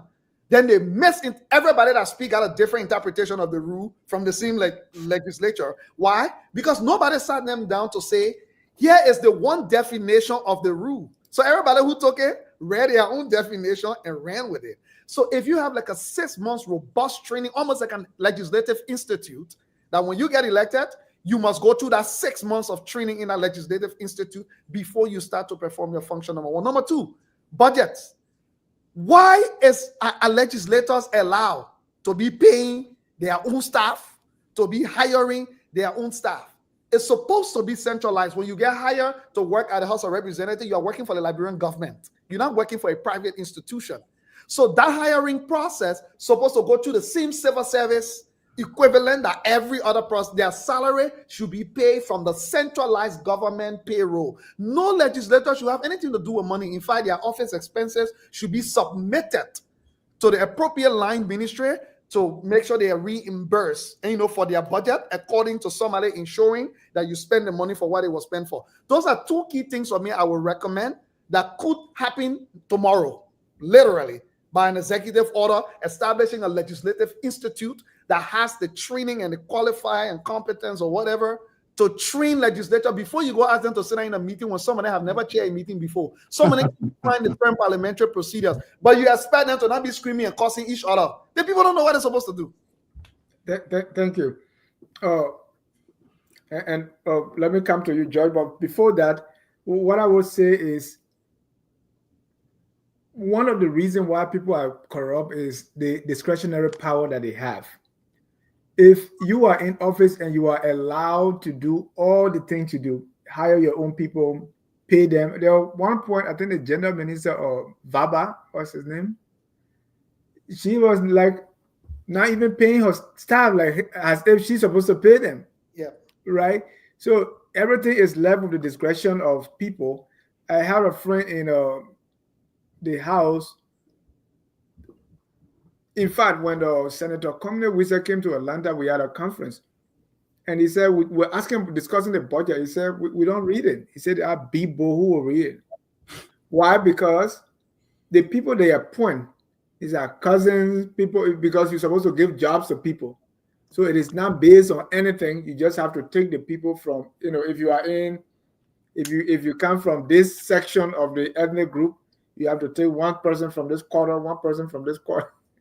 Without anything else. That's just it. So they are not able to do anything. I was in a friend office and somebody would just come and walk in his office with everybody sitting there because the people are not even trained to do anything. You're just there because you want a job. So it's a bigger problem. I think everything boils down to the education we get. You can train the people, or Leo, as you're saying, you can train them with all these procedures. In fact, if they are not high school graduates, they don't even have the fundamentals to be where they are. They were not hired through any process. Yeah, but Mr. That, if even 40% of the people who were elected were competent to understand it, even if 60% don't understand, then those who have the capacity to do the work at least will be functioning than what we have now, where everybody is in chaos. So I agree with you that even if you train the people that are not competent, but imagine if you had 20 people in a legislature, right, who understood their roles at the very least through this process. But, Leo, we have a system. We have a system now where, in fact, when you are doing what is right, you are ridiculed, right? I was talking to somebody, a baby mother in Liberia. The baby is maybe like 1 month or 2 months, and I was telling them about postnatal and prenatal care. He said, "Oh, that's in America." Now, I said, "Okay, you have a phone in your hand. Just Google that." And when she was reading that, going down, what happens within the first 3 months for the baby, for which they need to go to the hospital, I'm like, wow. So, Mr. John, you just made my point. The reason of a legislative institute is not only to train legislature, but you know what happened? It was to educate the broader public. That right now, how do we hold them even accountable? None of us know what they're supposed to be doing. None of us have an idea. But if you start to provide this sort of educational platforms, legislators may not take advantage of it. But guess what? I know now where I can go to actually find out what the heck is my lawmaker supposed to be doing. Right now, it's subjective to everybody's interpretation who's doing. So my thing is, what I was saying is, if you are doing the right thing, they kick you out. They look at you different. You're trying to bring American system here. Well, how do we know what the right thing is when it's not established and clearly defined? So how do we know? Josh, let me get your take, because these same people, they ratify our agreements. These concessions and all these things that we talk about come from them. They set their own salaries. So you will come to a point that if you scratch my back, I scratch your back. How do we reform this kind of system? We're all on the same accord tonight. So. Yeah. I don't want to just be repeating what everyone else is saying, man. But in my opinion, the goalpost is set low. We need higher standards. I don't think it's possible to train individuals. So we need to create requirements before they even get in the room. That's how I see it. And I don't want to say something funny, but I think someone outside of Liberia needs to look at the health impact on consuming the plastic waters, because I think it might have some type of impact on cognitive behavior here. That's the only thing that I can see everyone partaking in. Doing our whole society. like a uniformly. That's the only thing. Yeah, that's the only thing that I see everyone engaging in that just makes sense. Maybe that's the reason. Plastic water.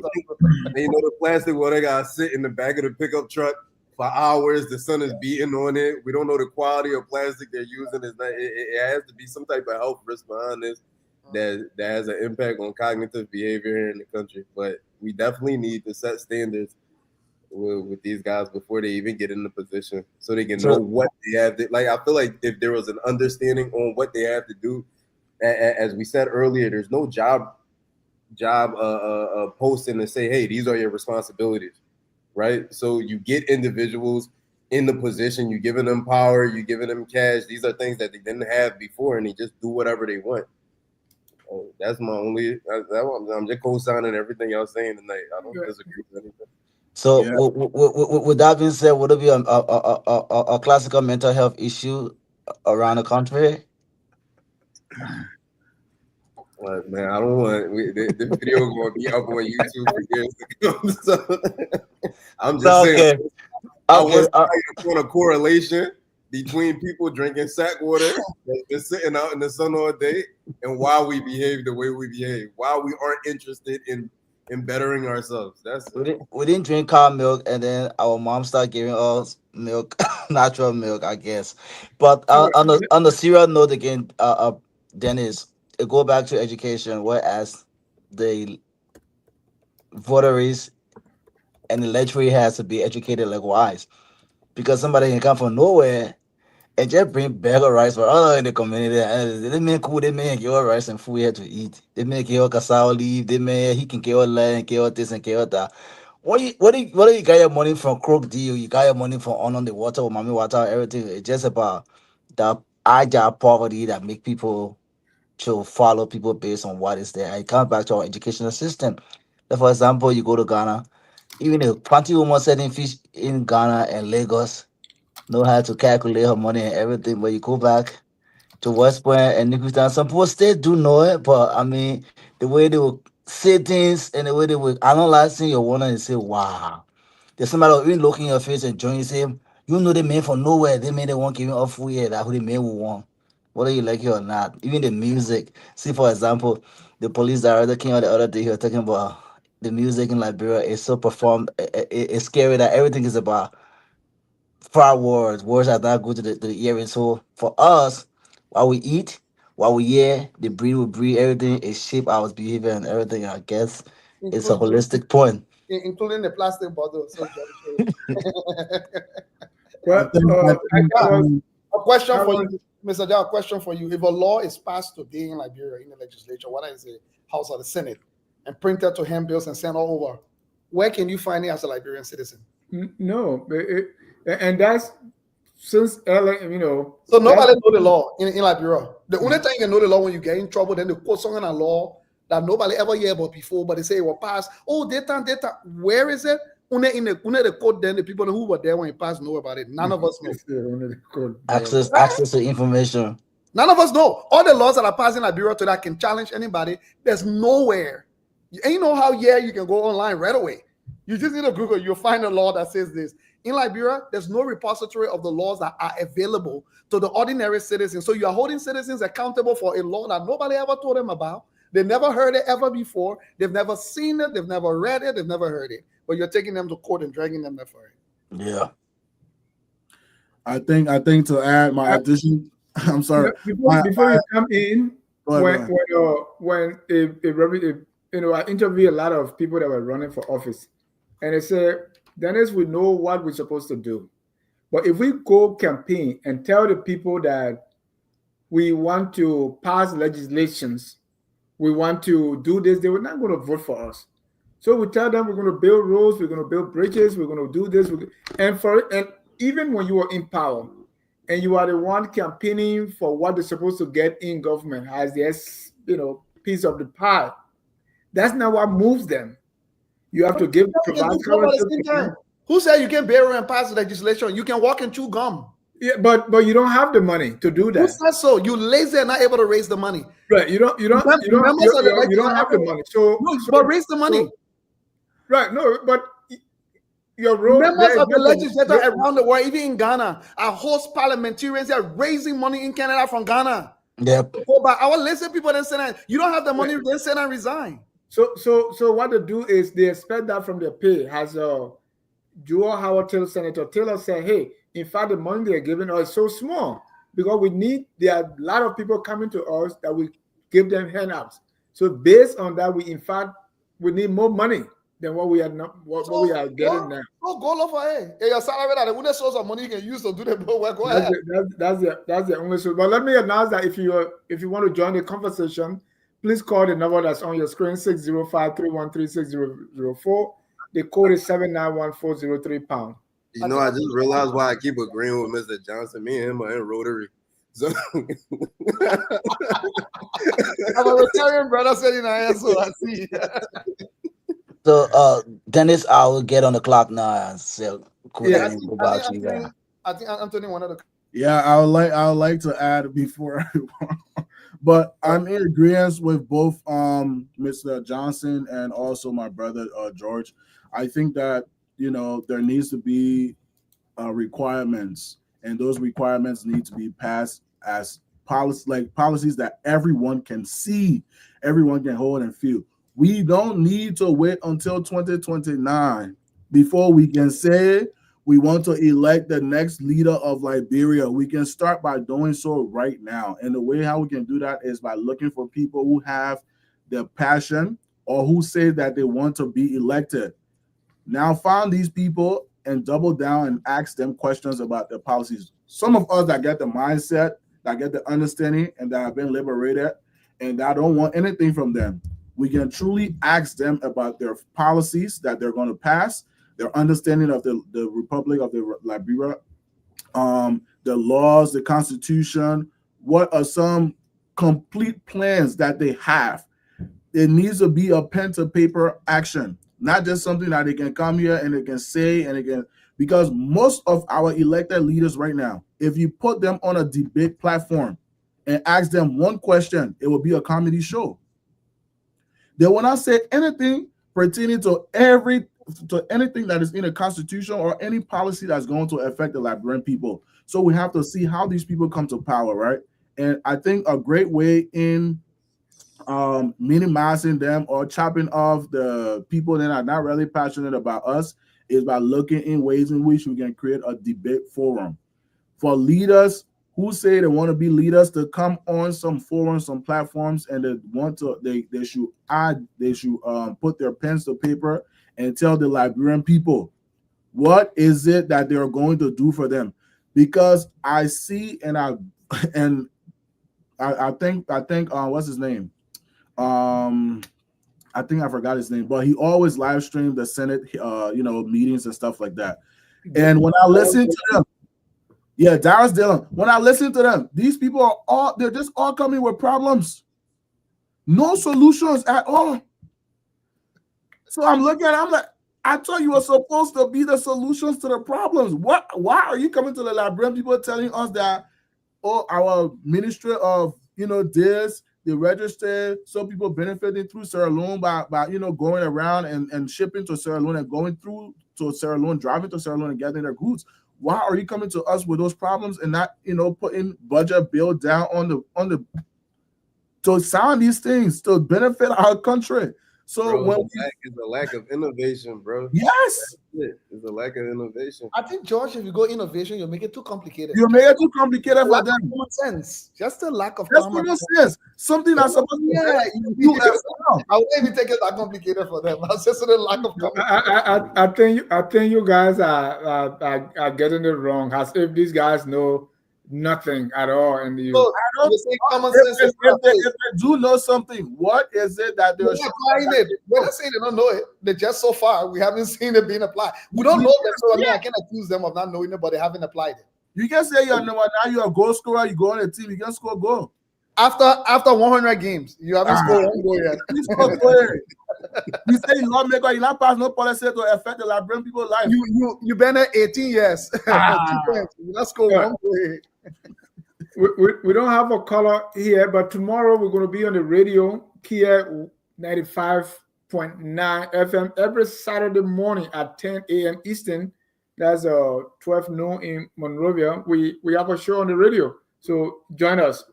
Gentlemen, I think the whole idea here of the reform we talk about, right, and all the things, the changes that we are thinking, what is the process? How do we get there?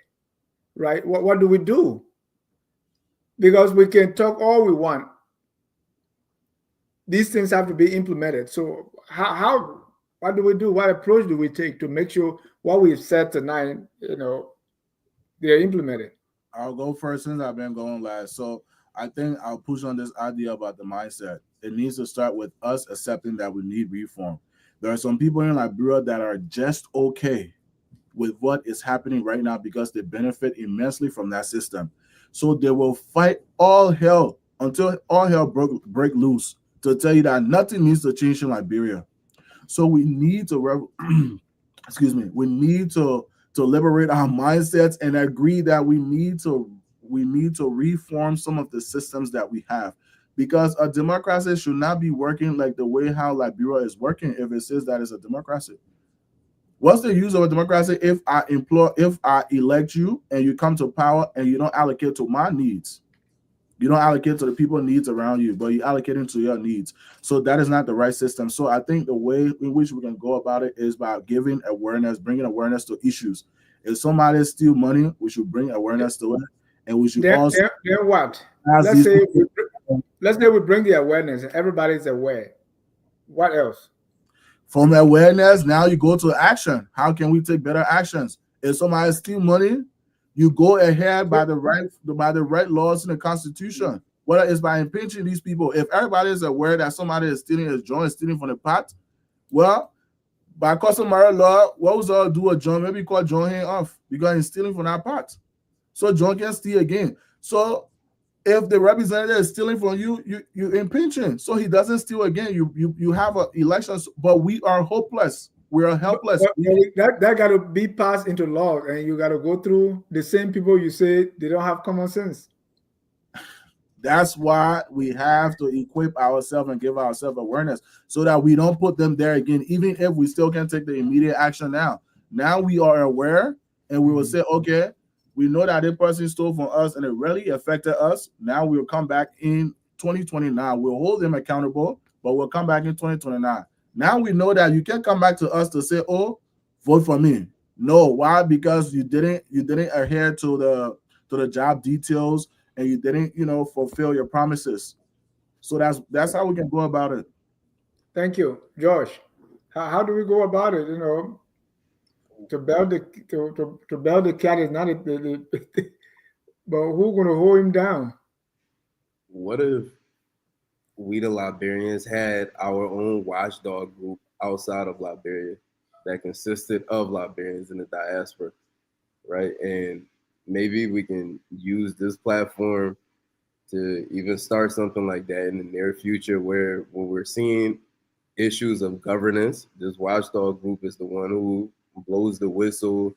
They can petition, get signatures to push Liberia Anti-Corruption Commission to prosecute some of these individuals who are receiving bribes, who aren't doing their job properly.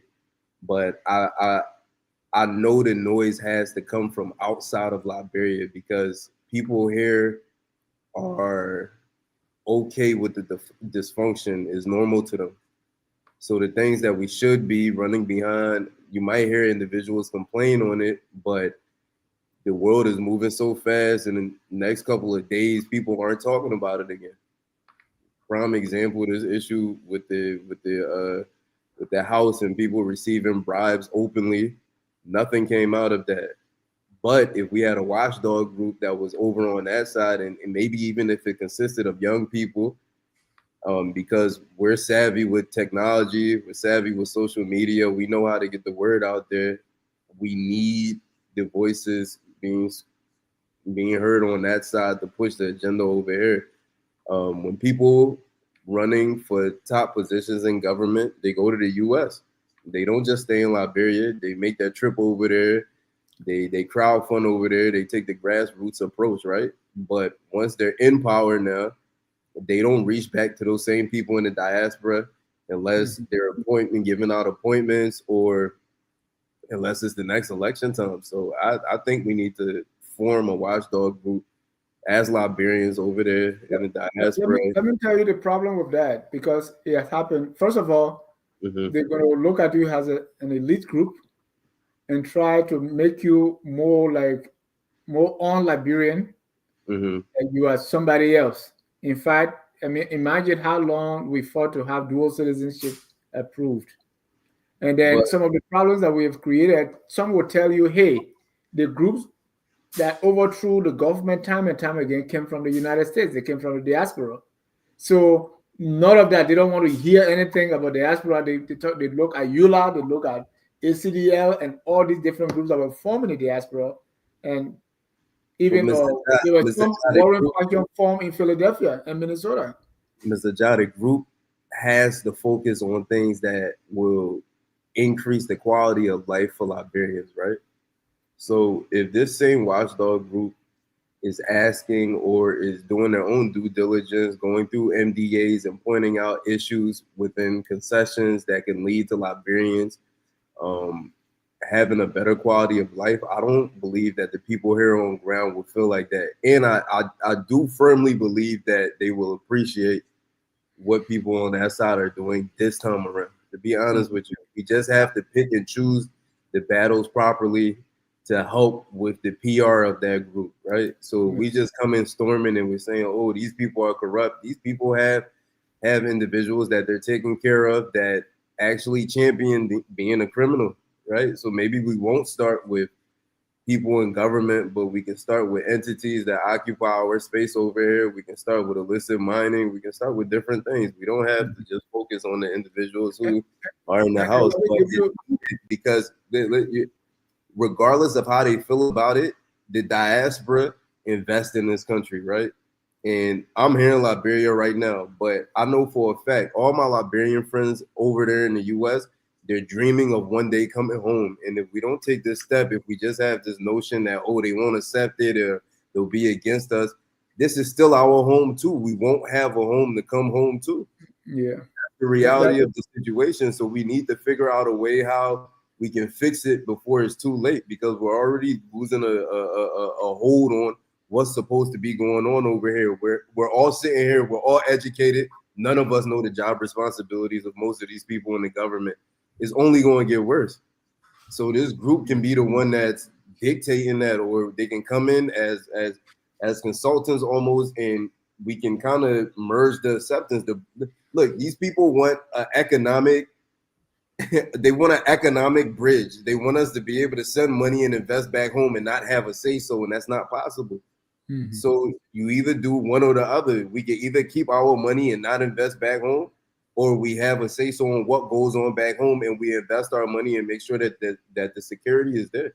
And I believe that's the only way for us to formulate a group.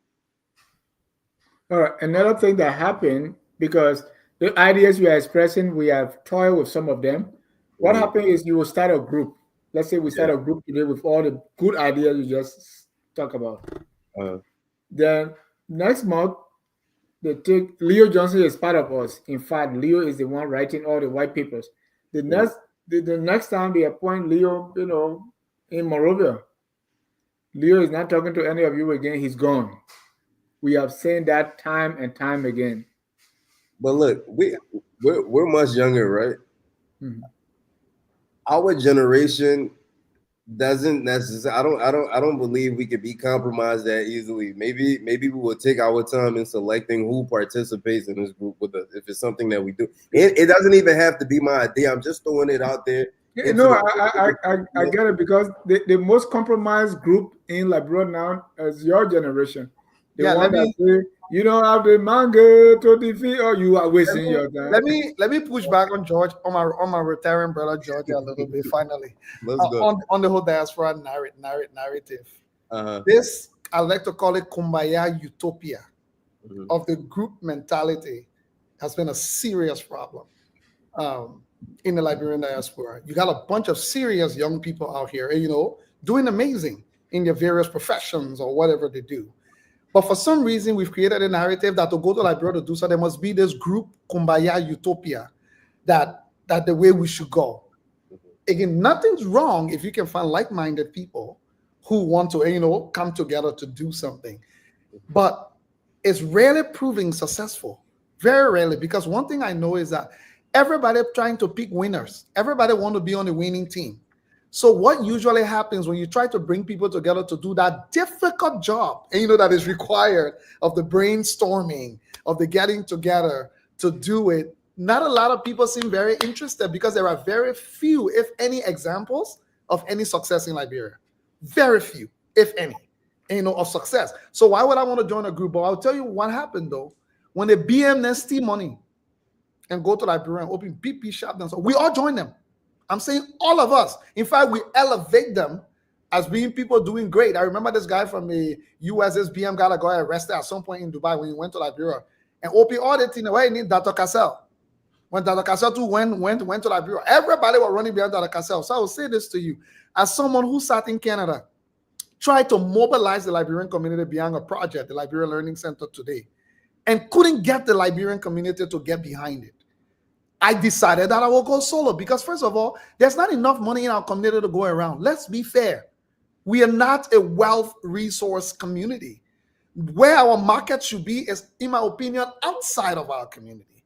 And so most of my successful young brothers and sisters out there, I'm beginning to tell you, start to switch the strategy around. Guess what? I went out there.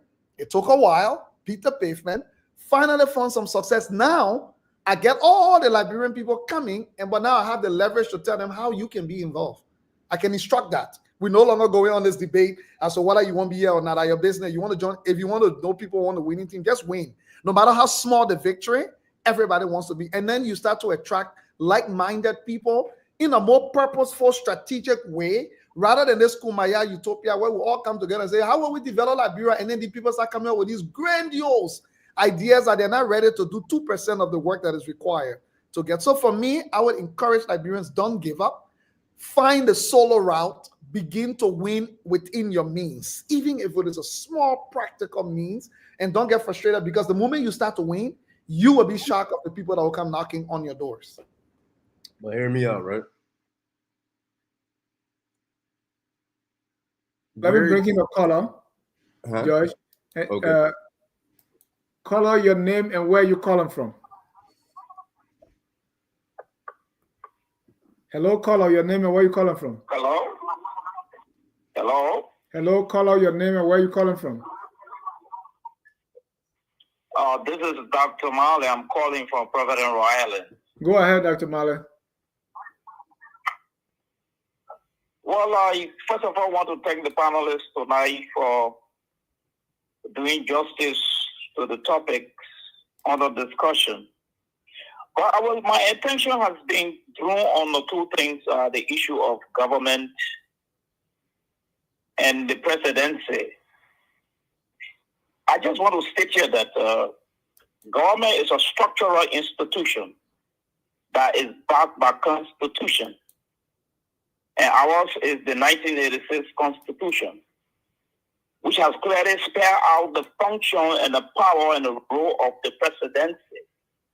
And Article 55 and 56 and 57 will tell you that. And we need to also be mindful that the presidency in Africa, including that of Liberia, we have what I call the imperial presidency. The president have the power to appoint and dismiss. The president is not answerable to anybody. The president can appoint as many people he can within the scope of his executive prerogative. So the solution here is, if we don't want that, we cannot discuss it. We have to place in a referendum to amend the Constitution that will help us to reduce the power of the president. Other than that, the president is right to do anything he wants because the Constitution gives him the ability and the power to exercise his authority. And the next thing I wanted to talk about again is the issue of nothing is going to work in Liberia except we work on minimizing the high illiteracy rate, reducing poverty, and try to also reduce rampant corruption. As long as these three things, we don't focus on them as a country and the nation, too many good things will be said in our country, they go nowhere. Too many good policies will be in our country, they're not going to survive.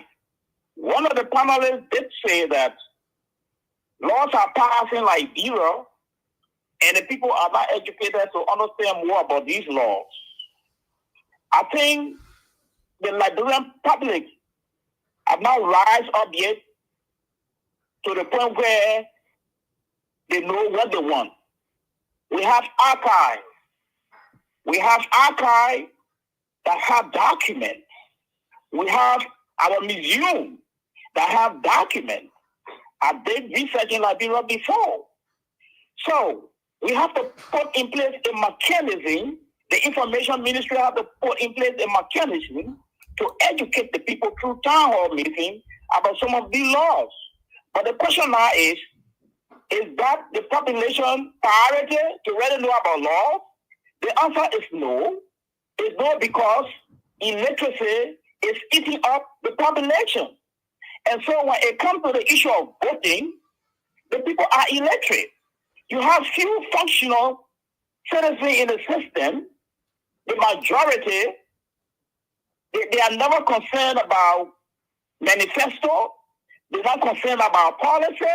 They're concerned about handout. And so the politicians use them to manipulate them and use them as an instrument of exploitation to get their vote.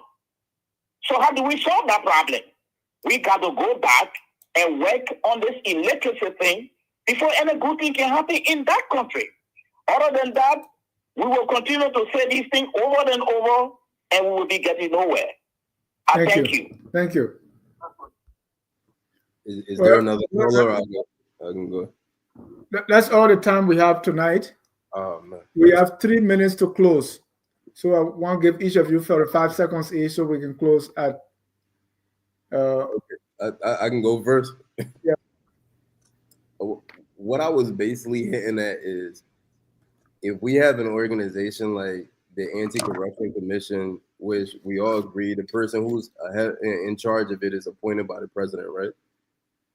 That commission can only be empowered by people outside. So I'm not talking about people fundraising to come over here and build something tangible. I'm literally saying, if we're going to point a finger and say there's an issue here, at least let's use the diaspora to empower these agencies that are already on the ground so that they can feel safe when they do their job, right? Because maybe if they take it upon themselves to start looking into things, they already know they will lose their position. But if someone has a platform with thousands of Liberians following them and they're able to say, look, we're going to do a petition. I just need you guys to put your e-signatures here. I got someone at BBC. They're going to publicize XYZ. Then we're going to shoot this over and request that LAC looks into whatever transpired over the past couple of months. I believe it'll happen. That's what I'm saying, using the diaspora as leverage. So it's not so much of an investment thing. Yeah, we do make investments through remittances. I came here on the ground. I started my farming endeavor. And yeah, it's hard to get Black people in general to work together, but with virtue signaling and just pointing the finger and saying, hey, there's an issue. Do you guys mind subscribing to this to push the agenda? I think that's a no-brainer. I believe people will sign. Thank you. Anthony, you're closing. Excuse me. My closing is that I want to back George on his point that that are in the diaspora, we have an understanding, right? And the only way how we can break true change to Liberia is for us to work together. We need to be inclusive with our solutions. We need to go back home and find solutions that the people actually want, not the solution that we want from the diaspora, but the solution that is on the ground. That's why I get mad. Huh? It's a homegrown solution. Yes, I get mad at people that say that they want to help from Liberia and they want to help Liberia and they just want to stay in the diaspora and not go back to see actually what's going on. You have to go there and talk to the people. You have to understand the situation. You have to know what is happening around them in order for you to help them. So that the diaspora. So my point here is that the diaspora can help. And if we keep thinking that it's going to be like how things has always been done, then that's how it's going to turn out to be. But we are different and we have a different mindset. You see the way how we talk. You see the things that we talk about. You see the help that we bring, and you see the money that we invest as well too. That's all I have to say. Thank you, Stephen. Yeah. On a closing note, is Liberia is for all of us, and we will be the one to make the change we want to see, and that change start with us. First of all, it comes with how I'm gonna make the difference, and part of doing that is to create job for people in Liberia, regardless of your background, where you come from. I've worked in all 15 counties as a CSO or coordinator, and I've seen real challenging situations, and then I've seen also a lot of talents within those villages, in those communities, in those counties that needs to be spotted and allowed, and also exposed to the outside world to live their purpose in life and to be of an importance to the next generation, after our generation. As I always put it, no matter what, the generation now will pass and go, and if we don't correct this, it's now going to be changed. It's never going to change. So we have to start with ourselves, our family, our surrounding, in all that we do to make Liberia the better Liberia that we all want. Thank you. Okay, but Stephen is saying we are old. In fact, we the ones for Liberia. It's not possible, because if you look at it, if I look at the nomenclature and the analysis of people in government today, there are people who sat in CWA. There are people who went to who know the president, or know the president family, or know Jojo, or know his mom, or know this person, and it's not helping us to get anywhere. We need to get competent people, and our generation will not let go of what is happening right now. We know the baby boomers are there, but hey, the X generation and the generation after the X, we have to make the change that we want. Thank you. Leo, you're closing.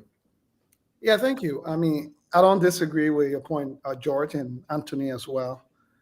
Stevie, I don't know. I think depending on which generation you're talking about, you got to be very careful because the generation then cross over. Some of them were very small when their pa and man were very influential. So they were in their teens when they were already running things in the country. So we got to be careful with the crisscross. I know I agree. I'm just kidding here. But to be clear, I think when we talk about the diaspora, we need to also be careful in balancing it, because the diaspora has to take responsibility for the mess. Our history is not stellar. The Liberian diaspora history, when it comes to engaging in Liberia, is not one to be very proud of.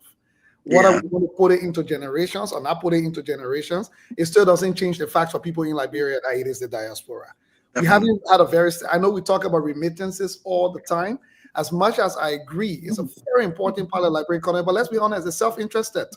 Most of 90% of that remittances for our individual family purposes. There's no joint investments and stuff to say like we see a pulling in there. And I'm not saying it's wrong, it's helpful because that money is circulating in the Liberian economy and it helps. But I'm just saying sometimes we speak about it as if to say we are doing this general things for the Liberian economy. You got to pay for your mom medicine, whether you like it or not.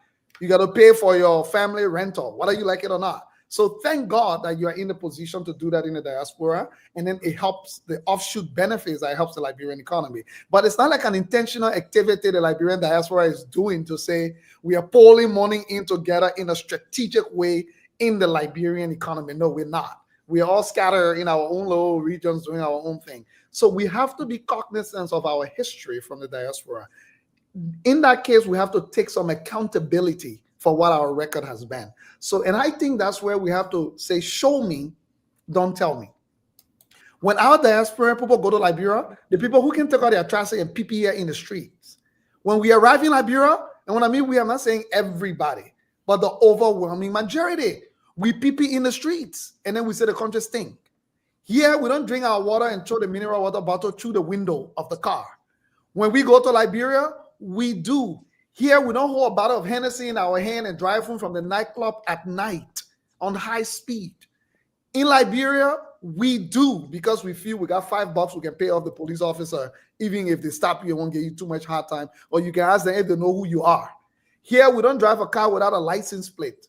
In Liberia, we do. So we who have seen better, live better, experience better, and know better, there is a greater responsibility on our shoulders to do our part within our means. I'm not asking anybody to go to Liberia and do what you can do. But for the diaspora to be laying claims that, yes, we should come in, yes, even those of the diaspora who we have hired, some of them very competent, from UCLA, from Harvard, from everywhere. We've been a colossal failure, even in government circles. So I will close by saying, I agree the diaspora is still Liberia's best chance, and giving the exposure and education and resources we have. However, we haven't demonstrated up to this point that we have the ability to do it, because leadership is one thing. You cannot say because the country bad, why I'm feeling. No, it is on your shoulder as a leader to figure out how to troubleshoot the reality within the place to be able to deliver, if you say you have the ability to deliver. So I agree with everybody on the Liberian diaspora. However, we need to be cognizant of where we've come so far and what we need to do to change some of that narrative. Thank you. I was expecting a little summary, but all of you went on the diaspora thing, but that's okay. Sorry, I thank you all very much for your time spending the Friday here with us instead of your happy hour. I appreciate it, and I thank our viewers for watching. Always focus on Liberia, where we educate, we elevate, and promote all things Liberia. We never close any broadcast without playing the song that says we are all Liberians. Whether you believe the people there, they're not doing well, and we have the solutions, or we can all work to whatever your belief is, we are all Liberians. Let's do our very best to make our country that glorious land of liberty. That's all we can do. Have a good night. God bless you. We are all Liberians, y'all. We all